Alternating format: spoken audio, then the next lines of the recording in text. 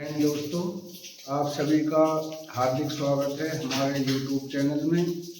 जैसा कि आप जानते हैं कि 9(1) CPC कि अब 8वां पे कमीशन नहीं होगा, तो इस पर चर्चाएं हैं क्योंकि राज्यसभा और लोकसभा में इसके लिए जो हमारे वित्त मंत्री हैं पंकज चौधरी जी, उन्होंने स्पष्ट मना कर दिया कि हमारे पास कोई भी प्रस्ताव या कोई भी प्रपोजल 8वें पे कमीशन को लेकर विचाराधीन नहीं है।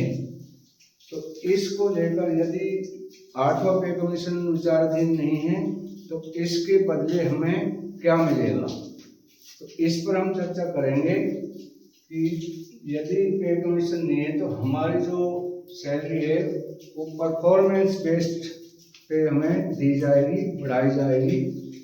तो उससे पहले मैं आपको एक कमेंट दिखाना चाहता हूँ।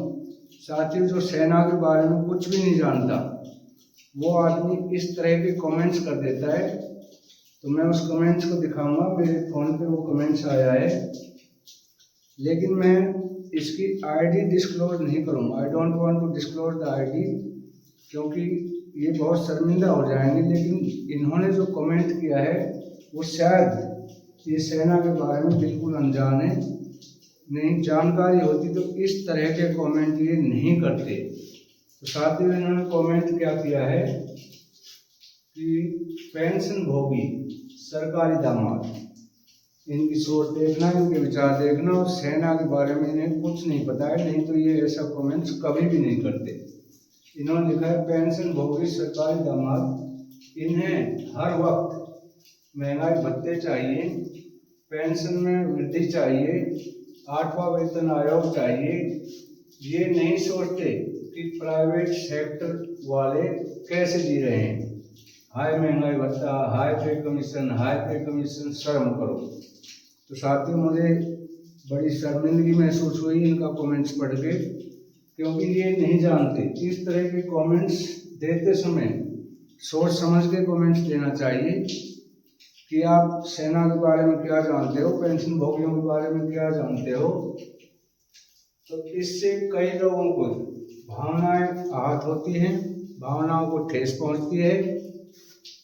आपने किसके ऊपर कमेंट्स दिया, क्यों दिया और कैसा दिया, ये कमेंट्स देने से पहले यदि सोच ले इंसान तो शायद इस तरह के भद्दे कमेंट्स वो खास तौर से एक सैनिक के बारे में शायद ही देते। तो उन्होंने क्या कमेंट्स में दिया आप जानते हो।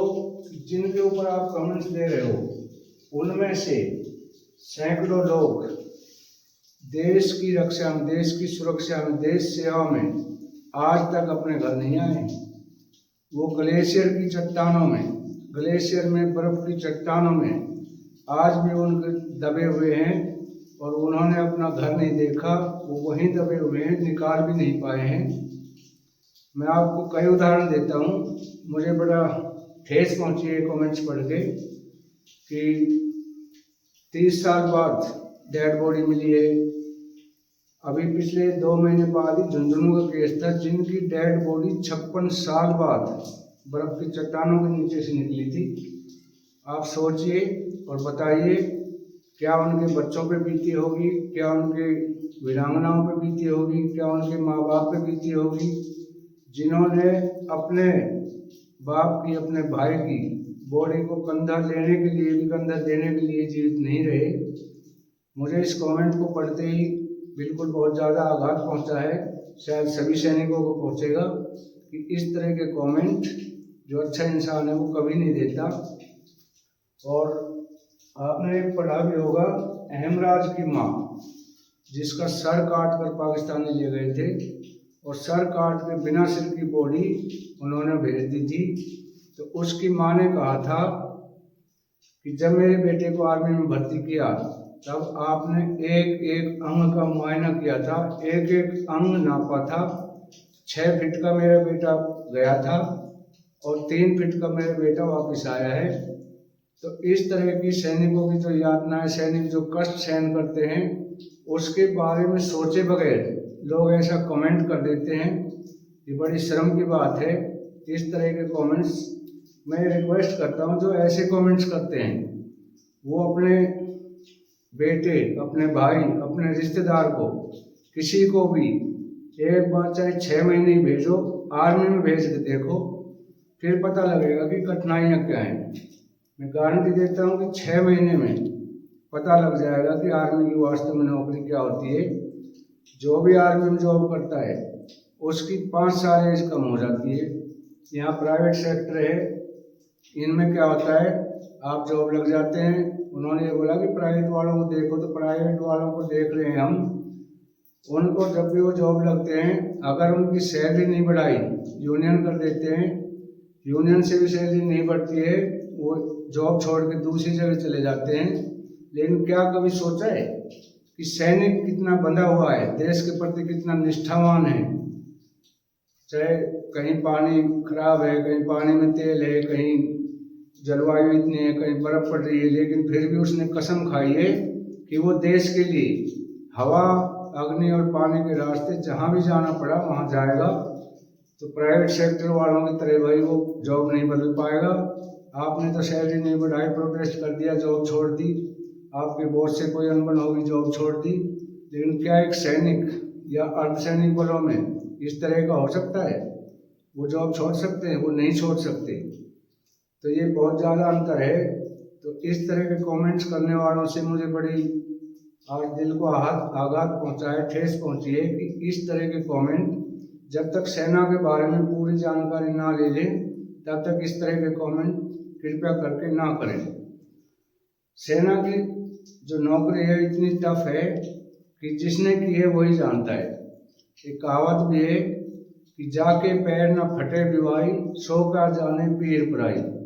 तो साथियों, जिसने कभी देखा ही नहीं है फौज में कितने कष्ट होते हैं, कितने दुख होते हैं, तो वो तो फौज को बस ऐसे ही कहेंगे कि ये तो पेंशन भोगी जो सरकार के दामाद हैं। लेकिन ऐसा नहीं, इट्स नॉट लाइक दैट। चलो लंबी चर्चा हो जाएगी, इस पर मैं बोलता रहूँ तो 2 घंटे लग जाएंगे, क्योंकि मैं खुद एक सैनिक हूँ और मुझे सेना की कठिनाइयों से कोई भी अवगत नहीं करा सकता। मैं भली भांति परिचित हूँ। तो आगे हम चलते हैं कि यदि 8वां पे कमीशन, ये तो क्लियर हो चुका है कि नो एट सीपीसी, यदि 8वां पे कमीशन लागू नहीं हुआ तो क्या मिलेगा हमें? देखो, 7वां पे कमीशन था, उसके अंदर न्यूनतम वेतन 7,000 से बढ़ाकर 18,000 कर दिया था, और जो पे लेवल 13 था उनकी सैलरी तकरीबन 2.5 लाख तक थी।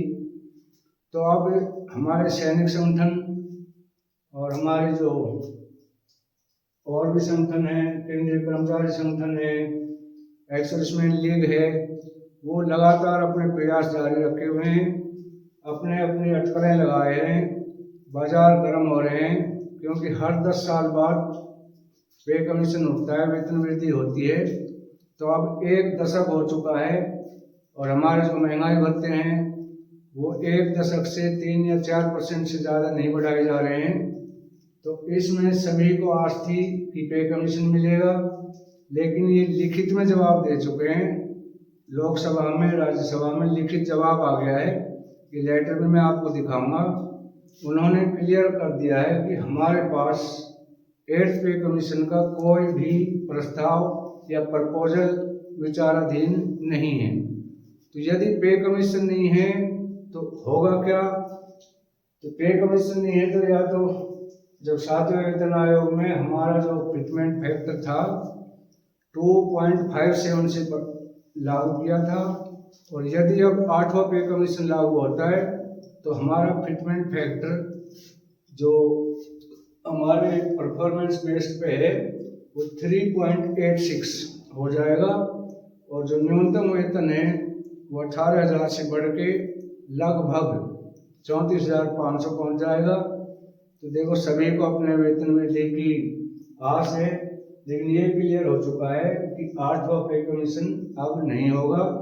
अब नहीं होगा तो अगर वेतन नहीं आया, 8वां वेतन आयोग नहीं आया, तो आपकी सैलरी परफॉर्मेंस बेस्ड हाइक होगी।